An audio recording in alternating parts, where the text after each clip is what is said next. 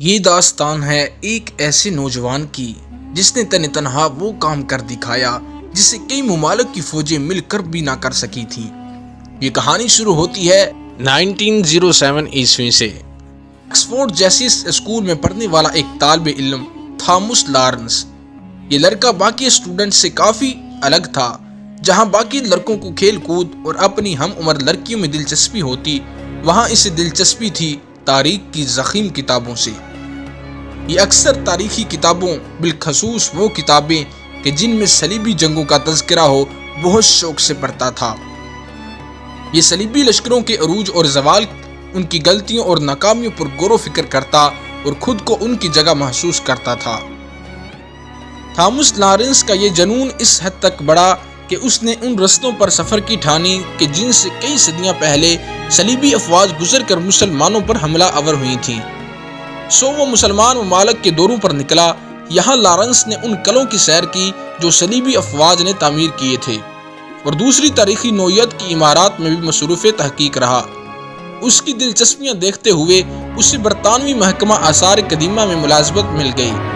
Lawrence میں ایک خوبی یہ بھی تھی کہ وہ مقامی زبانیں بڑی آسانی سے سیکھ جاتا تھا اور یہاں کے لوگوں میں ایسے گل مل جاتا کہ جیسے انہی کا حصہ ہو۔ اسی دوران جنگ عظیم اول کی ابتدا ہو چکی تھی، جس میں ایک طرف برطانیہ، فرانس اور روس جیسی طاقتیں تھیں تو دوسری طرف آسٹریلیا، جرمنی اور سلطنت عثمانیہ تھی۔ لارنس عرب علاقوں سے بخوبی واقف تھا، اسی لیے جنگی نقشے بنانے کے کام میں اس کی خدمات حاصل کی گئیں۔ انگریزوں کو اندازہ تھا کہ سلطنت عثمانیہ کمزور ضرور ہے، لیکن اس کمزوری میں بھی وہ عثمانیوں کے مقابلے کی تاب نہ رکھتے تھے، جس کا ثبوت خلیل پاشا نے دریائے دجلہ کے کنارے انگریزوں کو ایک عبرتناک شکست دے کر پیش کیا۔ اب نقشے بنانے والا یہ نوجوان لڑکا لارنس، جو کسی صورت ایک فوجی نہ لگتا تھا، جس کا قد 5.25 فٹ اور جسامت بہت کمزور تھی، یکا یک اس جنگ میں شامل ہوا اور اس جنگ کی بازی پلٹ کر رکھ دی۔ اس نے صلیبیوں اور مسلمانوں کے قدیم معرکوں کا بہت گہرائی سے مطالعہ کر رکھا تھا۔ وہ مسلمانوں کی طاقت اور ان کی کمزوریوں سے بخوبی واقف تھا۔ وہ جانتا تھا کہ مسلمانوں میں جب تک جذبہ جہاد موجود ہے، ہم ان کا کچھ نہیں بگاڑ سکتے۔ اس مسئلے کا حل لارنس نے یہ نکالا کہ مسلمانوں کو آپس میں لڑوا دیا جائے تاکہ جذبہ جہاد، تعصب اور قوم پرستی جیسی برائیوں میں دب کر رہ جائے۔ ملک عرب پچھلے 500 سال سے ترکوں کے زیر نگین تھا، جبکہ سلطان سلیم اول نے اسے فتح کر کے سلطنت عثمانیہ کا حصہ بنایا تھا۔ لارنس کی حکمت عملی یہ تھی کہ عربوں کو ترکوں کے خلاف کر کے سلطنت عثمانیہ کو مشرق میں ہی دبوچ لیا جائے اور اسے یورپ کے معاملات میں دراندازی کا موقع ہی نہ مل سکے۔ چنانچہ وہ برطانوی حکومت کے آشرواد لے کر جدہ پہنچا اور یہاں آ کر شریف مکہ حسین بن علی سے ملاقات کی۔ شریف مکہ حسین اور اس کے بیٹے فیصل کو لارنس کی طرف سے یہ نہایت سنہری خواب دکھائے گئے اور ان سے وعدہ کیا گیا کہ ترکوں کے خلاف بغاوت کی کامیابی کے بعد تمام سرزمین عرب پر ایک سلطنت قائم کی جائے گی، جس میں عراق اور شام کے علاوہ فلسطین اور اسرائیل کے علاقے بھی شامل ہوں گے۔ اس سلطنت کے خلافت و بادشاہت شریف مکہ حسین کو دی جائے گی۔ یہاں لارنس نے اس جنگ میں درکار سامان جنگ اور وسائل کی ایک رپورٹ بنا کر برطانوی جنرل ایلن ہائی کے سامنے پیش کر دی۔ برطانوی افسران کو یہ حکمت عملی بے حد پسند آئی اور انہوں نے عربوں کی امداد کرتے ہوئے بہترین اسلحہ اور بے تحاشا وسائل لارنس کے حوالے کر دیے۔ لارنس عرب قبائل کو متحد کرنے کی خاطر خوب دولت نچھاور کرتا۔ جہاں دولت سے بات نہ بنتی، وہاں اس کے ساتھ نہایت حسین و جمیل جاسوس عورتیں بھی ہوتیں، جن کا استعمال یہ اپنے مقابل کو راغب کرنے کی خاطر بخوب کیا کرتا۔ لیکن زیادہ تر عرب صرف اپنی آزادی کے نام پر اس بغاوت میں شریک ہوئے۔ اب لارنس نے عربوں کی چھوٹی چھوٹی فوجوں کے ہمراہ ترکوں کی چھاؤنیوں پر حملے شروع کیے۔ اس کے علاوہ حجاز ریلوے لائن، جو عرب میں ترکوں کو سپلائی پہنچانے کا واحد ذریعہ تھی، لارنس نے جگہ جگہ سے تباہ کر دی۔ سپلائی کٹ جانے کی صورت میں ترک فوج شہروں میں محصور ہو کر رہ گئی۔ عربوں میں رہتے ہوئے اس نے بالکل عربوں جیسی وضع قطع اختیار کر لی تھی۔